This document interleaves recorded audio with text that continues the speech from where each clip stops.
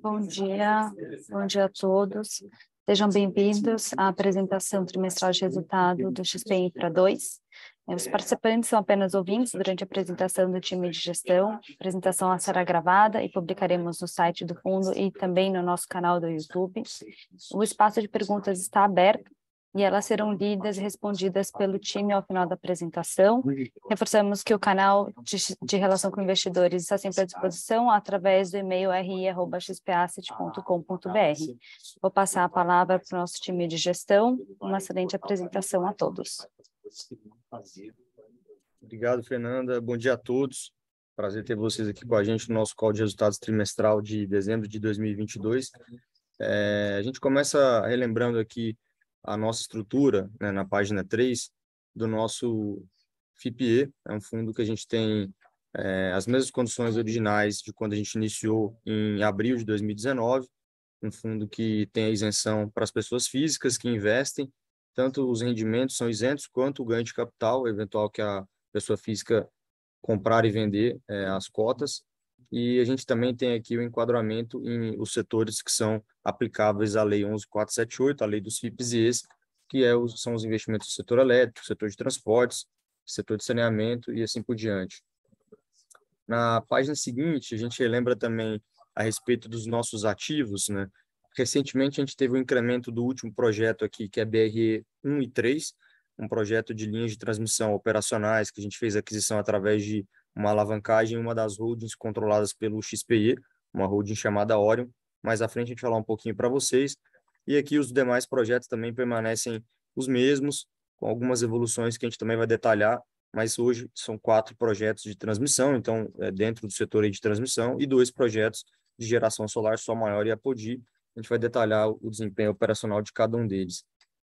Na página seguinte, a gente também mostra o nosso quadro, né, de retornos, que dependendo do valor em que cada um dos cotistas adquire uma das cotas, o retorno implícito esperado. Então, a gente tem hoje uma cota aqui próxima a R$ 70,50 pelo fechamento de ontem, alguma coisa aqui como IPCA mais 13, entre 12,5 e 13. Nossa cota patrimonial ela também está próxima de R$ 99,00. A gente entregou ao longo de 2022 R$ 12,00 por cota. No início de 2022, o nosso guidance para o mercado era de 10,50. A gente conseguiu um rendimento extraordinário com a venda dos papéis que a gente tinha daquela empresa Atom, e com a venda da Atom, então a gente conseguiu fazer uma distribuição extraordinária.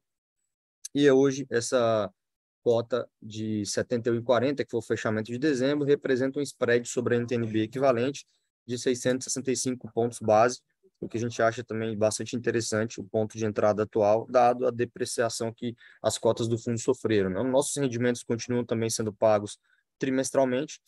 O próximo anúncio acontecerá agora no final do mês de março, sempre ali com 15 dias subsequentes à liquidação, o pagamento desses proventos. Ao longo desse ano, a gente também vai fazer o guidance. Provavelmente no próximo mês a gente já faz o guidance de 2024. O guidance para esse ano continua os 10,50 que a gente tinha sinalizado ao longo do ano passado. Vamos passar agora para a página 7, onde a gente dá os principais destaques, né, do que aconteceu no trimestre passado e alguns eventos subsequentes, né? Então, ao longo do ano passado, nós já comentamos, a gente distribuiu no último trimestre R$ 2,60 por cota, o que totalizou aí os R$ 12,00 que a gente já tinha sinalizado depois da venda de Atom, né, o incremento ali de 1,50. E também a gente fez as aquisições de BRE 1 e 3, que eu comentei, de 51% do capital, né, que são 2 transmissoras no estado de Alagoas, no estado de Pernambuco. São 2 projetos operacionais que a gente fez a aquisição através da holding da Orion. Lembrando que a Orion é quem detém a participação da Arteon-Z, os 76%, e agora também detém a participação de 51%. Nós fizemos uma emissão de uma debênture. Essa debênture será um custo de IPCA mais 9,5 por 2 anos, que é em linha com o valor que a gente fez a aquisição dos projetos. Eu falei isso aqui nos outros calls trimestrais, até uns questionamentos vieram em relação quão accretive, né, qual era a geração de valor dessa aquisição. A gente conseguiu demonstrar, principalmente agora pela quantidade enorme que a gente tem de RAPs, né, de receitas anuais permitidas, e também da criação daquele centro de serviços compartilhados, capitaneado aqui por pessoas agora que estão centralizando o administrativo desses nossos projetos de transmissão, e com isso a gente deve ganhar um pouquinho de escala, um pouco de sinergia, um incremento de margem EBITDA em todos os ativos. Acho que um evento subsequente importante, que aconteceu agora em janeiro, foi o recebimento de mais 1,1 milhão dos seguros, que a gente sempre fala também exaustivamente aqui nos nossos calls, de sol maior. Então, acho que é uma sinalização positiva. A gente agora chega em 4,6 milhões de reais recebidos, né, de um total aqui de aproximadamente 11 milhões de reais que a gente tem com pleito com a seguradora Farfetch. A gente já havia recebido, né, 3 milhões e meio, nós já recebemos agora esse 1 milhão e 100. Aos poucos, a gente vem comprovando a nossa tese de que a gente tem razão, né, de que o incidente, de fato, deveria ser reembolsado. O total do nosso pleito é 11 milhões de reais. Ao longo dos próximos meses, a gente acredita que a gente vai receber o remanescente. É uma discussão sempre exaustiva, e a gente tem comunicado com vocês aqui com bastante transparência. Entrando até nas próximas páginas a respeito de sol maior, vamos falar um pouquinho sobre o desempenho da planta. As condições aqui, as características são as mesmas, né? A gente tem uma participação de aproximadamente 95% ativo, através da aquisição, um valor de aquisição aqui de 8 milhões de reais de ações, e a gente também tem uma debênture de 17 milhões de reais que corre aqui a IPCA mais 8, isso aqui desde o início do fundo, essa fotografia. As condições também que a gente tem aqui para atualização, simplesmente é a questão do PPA, né? A gente tem hoje um PPA bastante atrativo, né? Difícil de encontrar esse tipo de PPA no mercado, né? São mais de R$ 430 o megawatt-hora, um contrato que ainda tem aqui mais de 16 anos ainda de contrato. Quando a gente passa para a próxima página, a gente traz aqui o desempenho financeiro. Eu acho que o principal ponto dessa página que a gente tem que salientar era que a gente ainda tinha alguns problemas operacionais da reconstrução da planta, principalmente ligados aos trackers, que a gente teve uma dificuldade de movimentação desses trackers, que foi resolvido ao longo do mês de janeiro, até um anúncio aqui como evento subsequente. Nós já vimos uma melhora da geração, a gente tem visto aqui uma geração ainda abaixo, né? Se a gente olha esse primeiro gráfico de geração histórica, em dezembro, a expectativa era de 1,32, a gente gerou mais ou menos 1 mega e 1 megawatt médio. A gente acredita que já ao longo de 2023, a partir desse mês de janeiro, a gente já vê uma melhora com a solução do problema que a gente tinha nos trackers, né? Então, a expectativa é que o projeto volte a gerar próximo de 100% ou até um pouquinho mais, dependendo ali das épocas que a gente tem, né? As estações bem definidas lá no estado do Tocantins. A gente está numa estação agora de chuvas, de verão. A partir ali do mês de maio, junho, a gente deve ter um período de secas e uma geração ainda acima do esperado. Seguindo aqui rapidamente também para os outros ativos, para a gente abrir aqui o Q&A, a RT1Z, a gente também tem a nossa condição aqui original satisfatória, né? São 76% de participação no projeto, um montante total investido de 110 milhões de reais. Tivemos até uma devolução de recursos, né, da compra que nós havíamos feito de aproximadamente 24 milhões de reais, foi um ajuste de preço que tinha no nosso contrato de compra e venda. A gente acredita também que isso foi bastante importante para estrutura de capital do ativo. Com isso, a gente zerou praticamente os empréstimos que a gente tinha de curto prazo. Então, a gente fez um aporte na companhia adicional e, com isso, a gente zerou, né, o empréstimo que a gente tinha de nota promissória e de mútuos dos acionistas. E, com isso, agora a companhia tem, basicamente, as dívidas de longo prazo, né, que é a debênture 12431, de cerca de 70 milhões de reais, a um custo de IPCA mais 6,20, e também os projetos que são financiados pelo Banco do Nordeste, os dois projetos que se encontram aqui, Z2 e Z3, na região do Nordeste, lá Maranhão, Piauí e Bahia, e são, então, somente dívidas agora de longo prazo, totalmente casadas com os reajustes nas RAPs, né, que são dívidas indexadas a IPCA+. A gente então está numa fase agora do projeto de otimizações, alcançamos aqui aproximadamente 4 milhões de reais de receita anual permitida por mês, que é a receita na sua plenitude, né? 100% das RAPs estão sendo recebidas, com uma disponibilidade média acima de 99%. Então, a gente está bastante satisfeito aqui com o momento em que a companhia se encontra. A Arteon também vai ser uma das empresas que vai se beneficiar com a estrutura de CSC que a Orion está estruturando, além da BRE 1 e 3. Então, aqui eu acho que em relação ao desempenho de RT1Z, é isso que a gente tinha para comentar. Seguindo em diante para o ativo de LC Energia, é um ativo também que tem apresentado avanços. Recentemente, a gente tem também 100% das receitas sendo recebidas, tanto o projeto de Colinas, que foi o primeiro a entrar em operação, mas mais recentemente Feira de Santana e Simões, são projetos que estão recebendo 100% das suas RAPs. Para ser mais preciso, só o projeto Simões que tem ainda ali 97% de recebimento de RAP.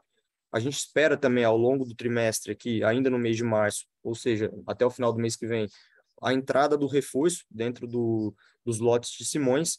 Isso vai incrementar a nossa RAP em aproximadamente 10 milhões de reais. Então, a gente fica bastante satisfeito também agora com a entrada em operação dos últimos projetos, inclusive, relembrando, esse projeto do reforço ele não era parte original do nosso ativo, ele foi um reforço exigido pela ANEEL e que, mais uma vez, né, como vocês já entendem, é um CAPEX que a gente tem que fazer e, em contrapartida, a gente recebe uma receita anual permitida, esses 10 milhões de reais que eu comentei. A gente está aqui próximo também de 3 milhões de reais de faturamento mensal, com a entrada desses novos ativos, a gente deve chegar aqui bem próximo também de 3.600, 3.700 por mês. Acho que, em relação à LC, esses eram os principais pontos, né, que a gente tinha aqui para destacar. Olhando também aqui para o projeto de Campinas Itatiba, um projeto que já entrou em operação e que vem recebendo as suas receitas anuais permitidas também com um desempenho, uma performance muito alta. São 2 milhões de reais de receita anual permitida, a receita é mensal, e a gente também tem, relembrando, uma estrutura de uma dívida mezanino. Aqui nós não somos acionistas do projeto, a gente tem uma dívida de 65 milhões de reais, que corre aqui a IPCA mais 11, e esses rendimentos também são recebidos com isenção para as pessoas físicas que são investidores aqui dos nossos FIPs. Partindo aqui para os últimos dois projetos, né, que nós temos, os projetos de geração solar, falando um pouco sobre a Podi, a gente tem aqui também as mesmas condições originais, né, aproximadamente 80% de uma holding que detém 12.000%, ou seja, indiretamente, a gente tem 10% dos projetos embaixo, uma planta de 162 mega, são plantas grandes, né, e que são localizadas no estado do Ceará.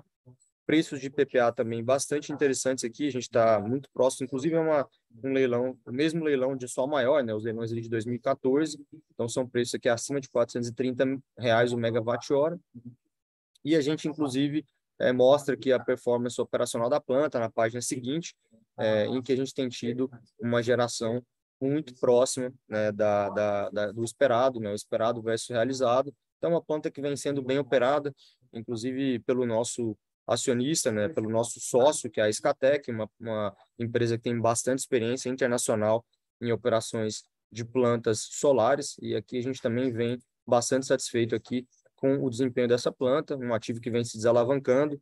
O projeto ele tem uma dívida de longo prazo com o Banco do Nordeste. À medida que essa dívida ela vai diminuindo, a gente acredita e espera que nos próximos anos a gente vai receber aqui maiores dividendos, maiores proventos para serem distribuídos para os cotistas. E agora aqui uma breve introdução, pela primeira vez, sobre os ativos de BRE 1 e 3. Acho que vai ficar claro pelo chart aqui, pelo nosso desenho de organograma da estrutura societária. O XPE detém 100% da Orion, que, por sua vez, tem 51% de participação nas duas SPS, que são projetos, mais uma vez, operacionais, no estado de Pernambuco, BRE1, no estado de Alagoas, BRE2. Somados, os dois ativos têm 20 milhões de RAP. São projetos também que, em algum momento, a gente pode pensar em alguma estrutura dentro do CSC. Atualmente, quem faz a gestão dos ativos é a Enind, a nossa sócia, faz a gestão de forma bastante espartana também, com bastante margem EBITDA, o que é mais importante para a gente. E a gente também chega próximo aqui a um faturamento de 2 milhões de reais por mês dentro desse ativo, que vem operando na sua plenitude, projetos também financiados pelo Banco do Nordeste e também já com uma expectativa, inclusive, de uma redução da liberação das fianças bancárias. Com isso, a gente tem uma economia aproximadamente aqui de 1,5%, que é o custo dessas fianças. Uma vez que os projetos ficam operacionais, essas fianças passam a não serem exigidas pelo banco. Então, a gente está nesse processo agora de conseguir derrubar as fianças dentro do BNB. Com isso, eu encerro a apresentação, parto aqui para o Q&A. Não sei se alguém já teve chance aqui, mas eu vou abrir para começar a leitura. Houve uma pergunta aqui do Luiz, né? Gostaria de saber se há algum motivo que explique a grande diferença, mais de 20% entre o valor patrimonial e o preço de mercado. Por algum evento ocorrido no passado recente ou seria apenas reflexão normal dos valores praticados no mercado secundário? Essa explicação que você já colocou aqui no final, tá, Luiz? Não tem uma relação direta entre o valor da cota patrimonial, né, de aproximadamente R$ 99,00, com o valor da cota no secundário, né, o valor de tela, vamos dizer assim.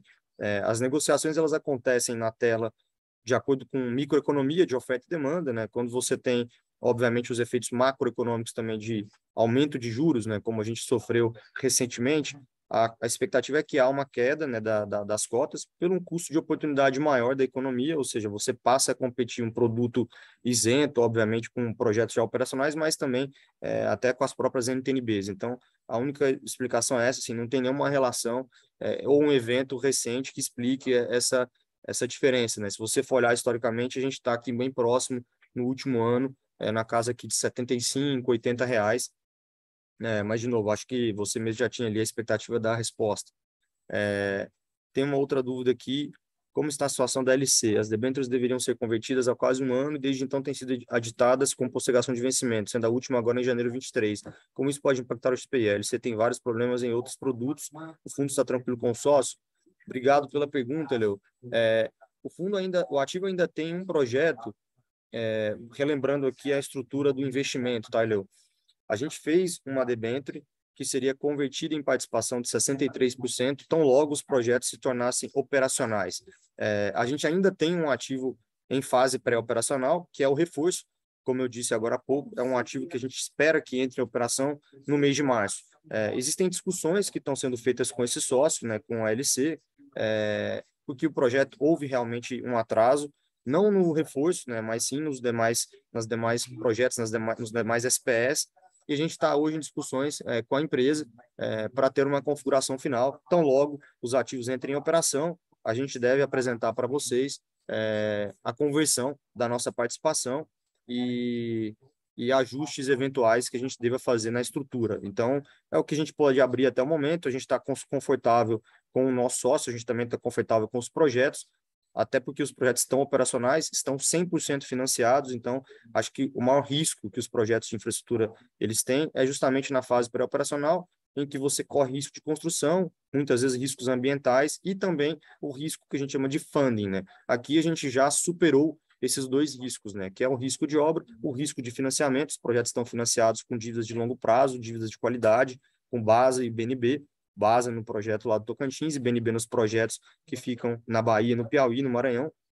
Então, a gente acredita aí que nos próximos meses a gente deve ter a conclusão dessa conversão da nossa participação e aí, mais uma vez te respondendo, não há nenhum problema em relação aos ativos e também em relação ao sócio, tá?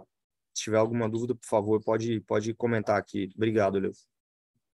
O Rubio também perguntou como a alavancagem das empresas investidas e o fluxo de pagamento dessa alavancagem irá impactar as distribuições futuras do fundo. Em algum momento haverá queda nas distribuições em virtude do fim do prazo de carência dos instrumentos de financiamento? O que a gente sempre sinaliza, Rubio, é que a conta de infraestrutura, né, ela é muito... A gente sempre gosta de explicar isso, né? Você imagina que um projeto ele entra em operação, ele entra sempre muito alavancado, né? Porque realmente a tese de infraestrutura é você ter 70%, 80% algumas vezes de dívida na estrutura de capital. Então, os primeiros fluxos de caixa, que quando o projeto ele entra em operação, eles servem à dívida. Eles são destinados a despesas financeiras. O início da amortização é bem pequena, né? Quando você olha para o fluxo de pagamento dessa dívida, sempre começa com uma despesa financeira mais alta, uma amortização pequena. Essa curva ela vai se invertendo ao longo do tempo, né? A amortização tende a aumentar e a despesa financeira diminui porque o saldo da dívida vai diminuindo. Então, as nossas sinalizações sempre são aqui de 2 anos, né? Esse ano a gente está sinalizando 10,50, então o mês que vem a gente vai sinalizar o guidance de 2024, então a gente tem uma pressão maior no dividendo quando os ativos nascem e à medida que o tempo passa, esses dividendos vão aumentando, inclusive para compensar os primeiros anos. Então a gente dá sempre a taxa interna de retorno do fundo, né? A taxa interna de retorno esperada do fundo é de IPCA mais 12, dependendo do seu nível de entrada de cota, né? A preços atuais. Então, assim, não tem nada que a gente desconheça, entendeu? Ou seja, a dívida está muito alta, isso não vai ser possível pagar dividendo. A gente sabe exatamente quanto que vai ser o fluxo de caixa dos projetos ao longo dos anos. Com alguma variação de IPCA, porque a receita é reajustada do IPCA, as dívidas também, mas então não tem nenhum tipo de expectativa ruim em relação às distribuições do fundo. No início, saem mais pressionadas, ou seja, consequência é que os dividendos saem menores, mas com o passar do tempo, os dividendos aumentam, como a gente sempre sinalizou desde o IPO, desde os nossos follow-ons e dos nossos calls de resultados, tá, Rubio? Então, se tiver alguma dúvida aqui também, pode enviar mais algum questionamento, tá? O Vitor também perguntou, quando o FIP investe no SPE, que detém equity no ativo, as receitas do ativo são tributadas na SPE, PIS, COFINS, IR, CSS, antes de entrar no FIP. Isso, o FIP, os ativos, tá, o Vitor, eles têm, na sua grande maioria, a gente está no lucro presumido, né? Os ativos, quando você olha as SPS, a gente tem impostos que são tributados, né, na cabeça, né, na receita dos projetos e não, né, o IR em cima do lucro líquido, porque a gente tem esse benefício, né, de ter ativos que têm receitas menos do que 78 milhões, se não me engano, não sei se é 78 ou 68, agora você até me corrige aqui, Edu.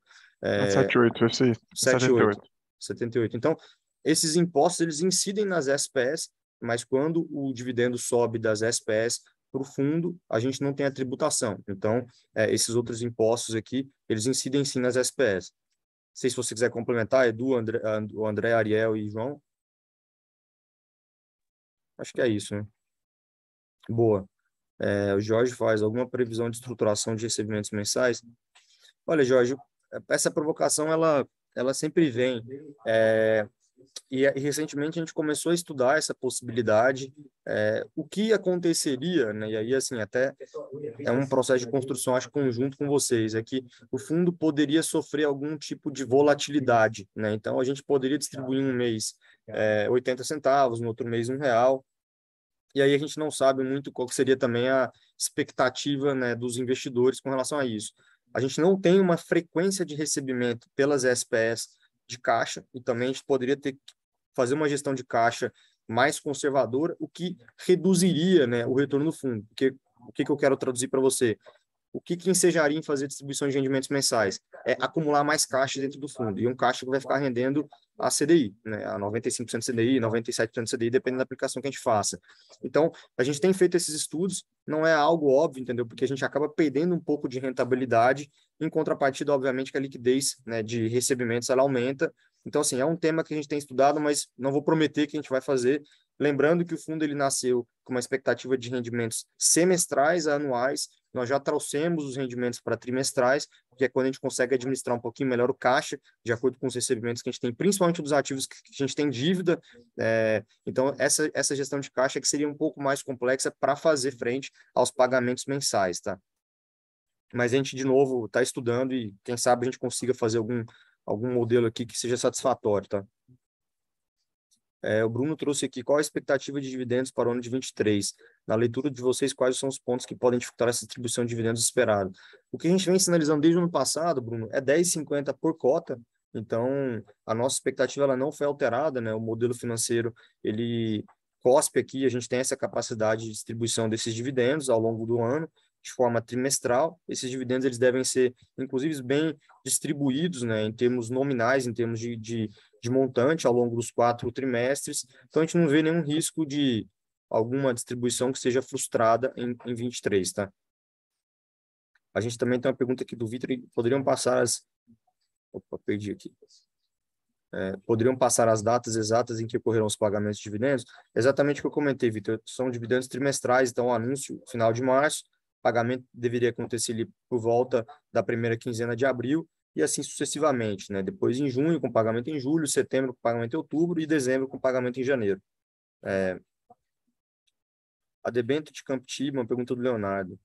Teve aumento de rentabilidade do que era antes 10%. Podem explicar o que aconteceu? Qual o nível de risco do ativo agora que está implantado?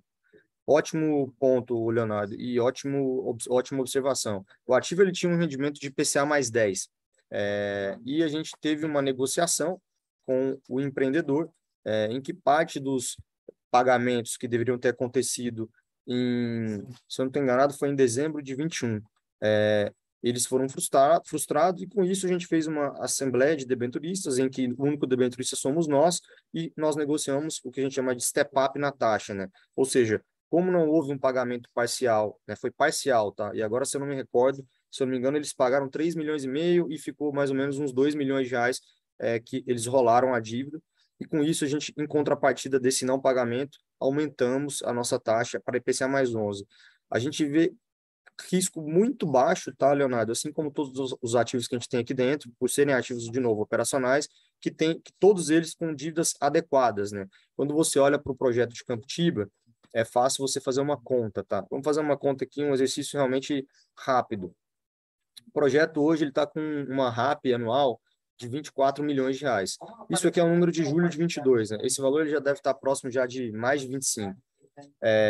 Se a gente coloca, né, que esse ativo tem mais ou menos uma dívida de mais ou menos 70 milhões de reais, né, a conta que a gente sempre faz para te dar o conforto é uma conta de colateral, né? Ou seja, um projeto que vale 25 milhões de reais de RAP anual, negocia por volta de 10 vezes, vamos arredondar, que seja, ao invés de 240, vamos colocar que o valor do ativo deveria ser 200 milhões de reais. A dívida líquida do projeto embaixo é cerca de 70 milhões de reais, ou seja, esse ativo vale 130 milhões de equity. Não sei se você acompanhou. 200 milhões de reais é o valor da empresa, você retira a dívida líquida, 70 milhões, você chega em 130 milhões de reais de equity velho no projeto, tá? A nossa dívida foi feita na holding, ou seja, o que ela tem como colateral? É o valor do equity do projeto. Se nosso projeto é um projeto que nossa dívida mezanina é uma dívida de 65 milhões de reais, o colateral dessa nossa dívida é o dobro. Então, ou seja, nós emprestamos 65 para um ativo que vale 130, tá? E esse projeto, né, essa dívida mezanina, ela foi esculpida de forma tailor-made, de uma forma onde o fluxo de caixa cabe nas amortizações. Então, o único soluço que a gente teve nesse primeiro pagamento foi por um atraso em que a obra teve, mas agora esse fluxo de caixa foi equacionado. Então, inclusive é uma dívida que a gente tem pagamentos via de cash sweep, ou seja, o ativo primeiro paga a dívida embaixo, e essa dívida nossa, com os rendimentos que sobem, né, dividendos, amortiza a nossa dívida. Então, a gente está muito confortável, a gente inclusive acha uma simetria enorme de risco-retorno, até olhando para o que a gente comprou agora dentro de BRE1, né? E do BRE1 e 3. Nós compramos um ativo, o equity do projeto, por IPCA mais 9,5. E aqui a gente tem uma dívida de IPCA mais 11, que é um risco de equity, né? Essa mezanino aqui é basicamente um risco de equity, mas enfim, a gente tem bastante conforto aqui com o pagamento dessa dívida. E mais uma vez, se a gente não tiver o pagamento, se tiver algum tipo de frustração, a garantia, a alienação fiduciária de 100% das ações deve trazer investimentos, que por sua vez valem o dobro do que a nossa dívida, tá? Então, a gente está bastante confortável. A gente ainda não vai soltar aqui no call hoje, tá, Rubio? O guidance de distribuições de 24, mas a partir de janeiro, do resultado de janeiro, que a gente vai entregar em mês que vem, a gente vai soltar para vocês, tá? O Vitor ele perguntou aqui qual o hurdle considerado para novos projetos, qual a taxa de retorno projetada BRE1 e 3. Eu acabei respondendo aqui, Vitor, IPCA mais 9,5, tá? BRE1 e 3. E, assim, novos projetos, assim, a gente tem uma dificuldade hoje, que seria o fundo precisa fazer oferta para fazer novas aquisições, né? Hoje, o nível de retorno que o fundo apresenta com a cota é R$70 é IPCA mais 12,5, 13. Então, seria esse o nível de retorno que a gente exigiria para comprar um projeto novo, se, por hipótese, nós fizéssemos alguma oferta com a cota nesse patamar, entendeu? Então, dificilmente a gente vai conseguir comprar ativos nesse nível de retorno, tá, Vitor? Então, mas te respondendo. Muitos especialistas, uma pergunta do Mauro, têm comentado sobre um possível excesso de oferta de energia no mercado. Como isso pode afetar as operações do fundo? Poderiam dar uma visão sobre o prazo de energia contratado dos ativos? Ótima pergunta, tá, Mauro? De fato, né, o Brasil ele passa agora por um momento de sobreoferta de energia, né? A gente tem hoje mais ou menos no sistema cerca de 8 gigas a mais de oferta de energia. Por consequência, a gente vê o preço de liquidação das diferenças, né? O famoso PLD, que é o preço spot de energia, no piso, né? A gente está negociando aqui por volta à energia R$70 o megawatt-hora, dependendo dos supermercados. Essa é uma observação ótima que você fez, mas a boa notícia que a gente tem para trazer, Mauro, é que o nosso portfólio não tem risco de preço spot. Os dois projetos que a gente tem, que são contratados nos leilões de reserva, né? Que são os leilões de energia de reserva, os LERs, que é o projeto Apodi e o projeto de Som Maior, o risco do contrato é dentro do preço do contrato, ou seja, a gente vende energia na Câmara de Comercialização, na CCE, por R$430, né, são preços um pouquinho acima. Se o ativo ele vende, se ele gera mais energia, a própria CCE compra essa energia nesse preço, né, tem só um multiplicador lá de bandas, né, de 85% a 115%. Se a gente gera energia a menor, a gente também tem uma penalidade em cima do nosso próprio preço. Então, a gente não corre risco de venda de energia a um preço baixo de PLD, tá? Então, mas ótima observação aí, acompanhamento de mercado você tem tido, Mauro. O Bruno também questionou aqui, vocês possuem energia descontratada ou está tudo vendido? Acabei de responder, Bruno, a anterior. Em relação à liquidação do sinistro, com previsão de indenização de 11 milhões, qual o valor do CAPEX e qual o valor perda, renda, lucros cessantes? E o LMI da apólice previa as referidas coberturas? Boa, Arthur, vamos lá. a gente tinha uma apólice, né, de cerca de 20 milhões de reais. Essa era a cobertura para lucros cessantes, para qualquer tipo de dano à planta. O nosso sinistro foi de 11 milhões de reais. Esse foi o CAPEX para a reconstrução da planta, né? Relembrando, a gente fez uma dívida no ativo para que essa reconstrução acontecesse antes da gente receber o seguro, né? A gente não quis esperar, foi uma decisão empresarial nossa. Vamos reconstruir a planta, porque o prejuízo de ficar tomando também penalidade perante o contrato era muito ruim. Então, a gente fez esse financiamento de cerca de 11, 12 milhões de reais. O pleito com a seguradora era exatamente esse, de 11 milhões de reais. Nós já recebemos aproximadamente 5 e esperamos receber aí entre 6 e 7 milhões de reais nos próximos meses, tá? E isso tinha cobertura, sim, de lucros cessantes. Então, a gente já mostrou, né, que o impacto lá atrás tinha sido, se eu não me engano, foi menos de 20 centavos, tá? O nosso reais por cota, dentro dos 12 reais por cota que a gente teve. Esse foi o impacto que a gente teve lá atrás, quando a planta ficou sem operar. Então, essa apólice previa, sim, lucros cessantes e também os danos materiais ali à planta. O Mauro perguntou, a aquisição de BR-1 e 3 trará impacto nos rendimentos? Trará, sim, Mauro, impactos positivos, tá? A gente acredita que a aquisição, de novo, foi feita com um valor de IPCA mais 9,5 de rentabilidade, e a gente fez um endividamento por volta desse custo de capital, mas que, de novo, com a nossa entrada do centro de serviço compartilhado, a gente acredita que a gente vai ter uma redução nesses custos, tá, das empresas como um todo. A tendência dos dividendos sempre subirem ano a ano, existe o risco de não ocorrer? Foi o que a gente falou um pouquinho anteriormente, tá, André?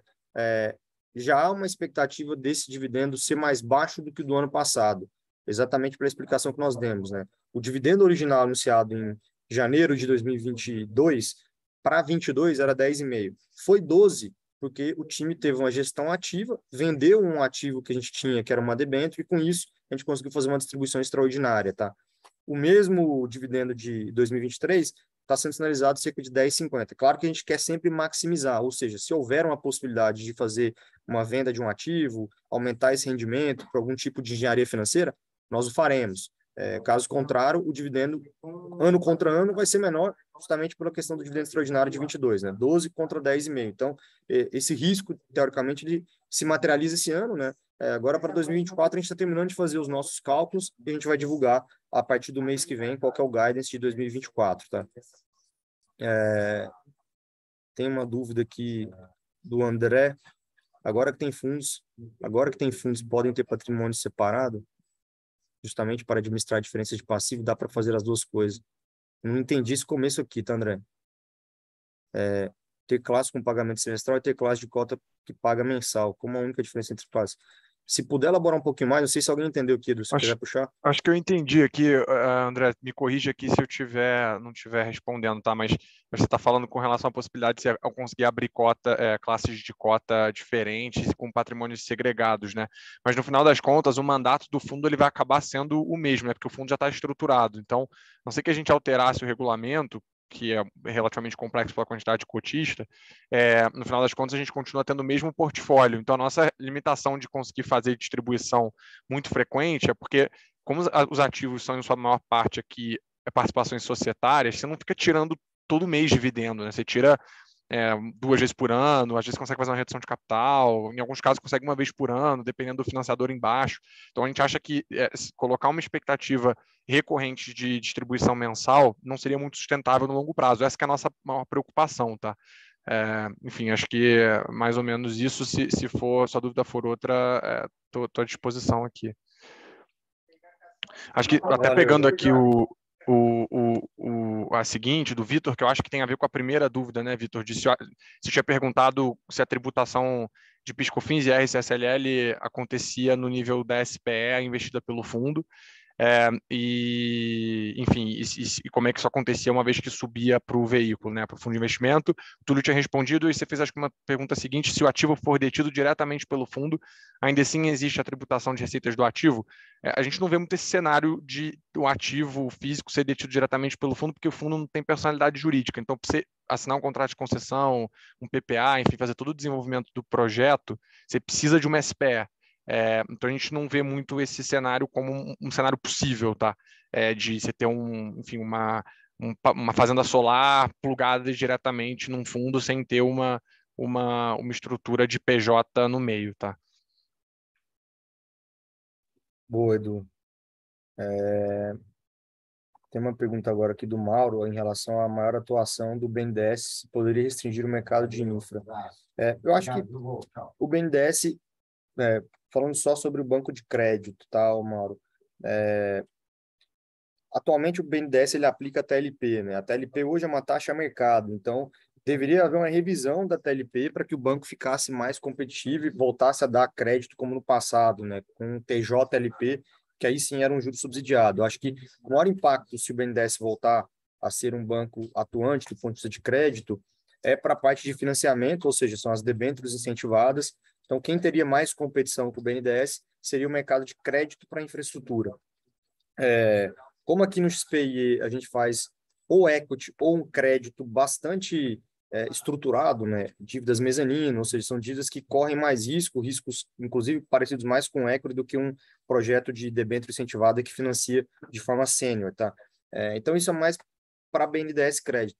Eu acredito pouco em um BNDES par mais ativo, tá? Que aí seria sim o braço de participações do banco em que atuam de forma mais ativa em equity, né? Ou seja, entrando como sócio de projetos.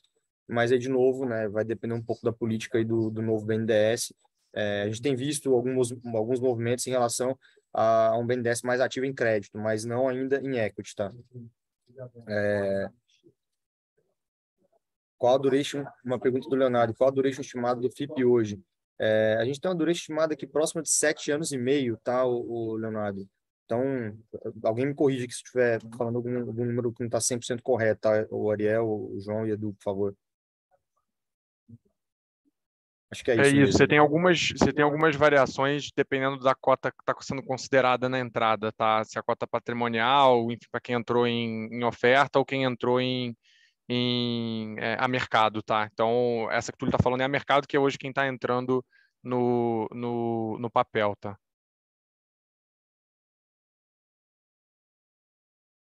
Boa, Edu, valeu.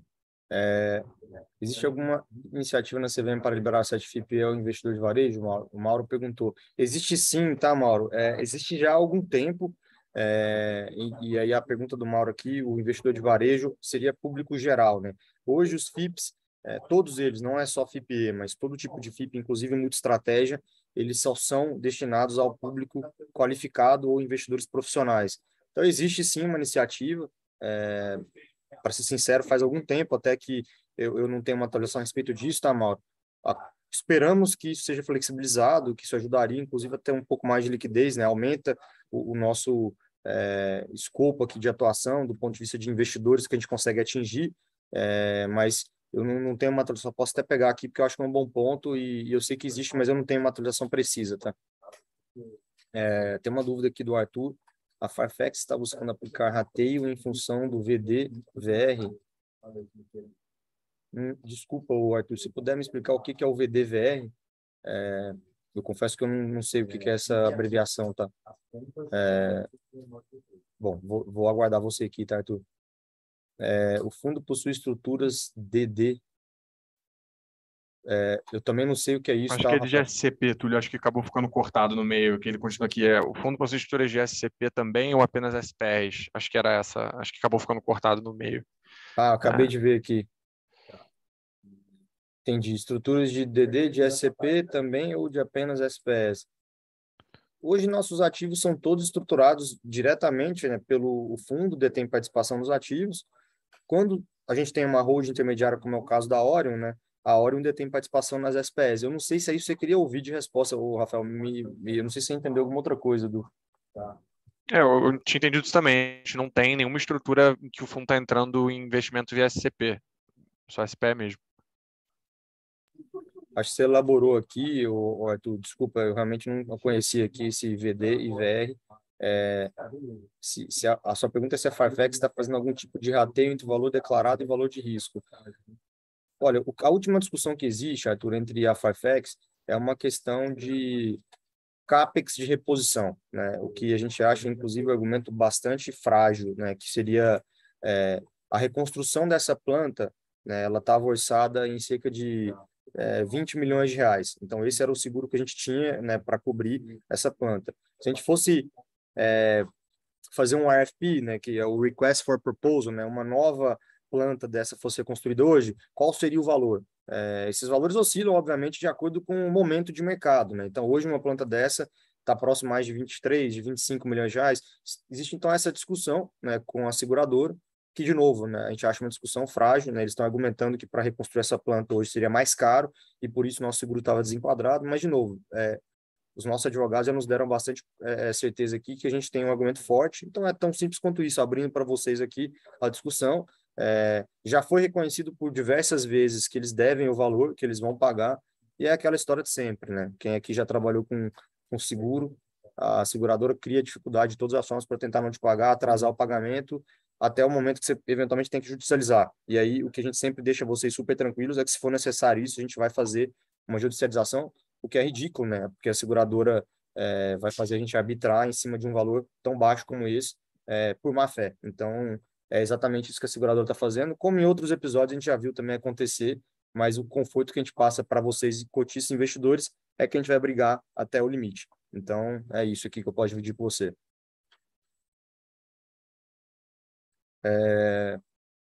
Foram ótimas perguntas aqui, pessoal. Tem mais alguma dúvida?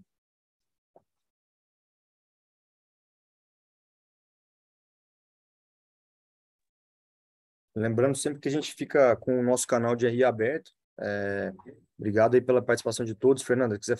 teve mais uma pergunta. Obrigado, Alexandre. Quiser fazer as considerações finais, Fê? Obrigado. Vou fazer aqui. Obrigada, Túlio. Obrigada, time, pela apresentação. A gente vai encerrar, então, a apresentação de resultados do XP Infra 2. Lembrando que a apresentação foi gravada e a gente vai publicar ela tanto no site do fundo quanto no nosso canal do YouTube.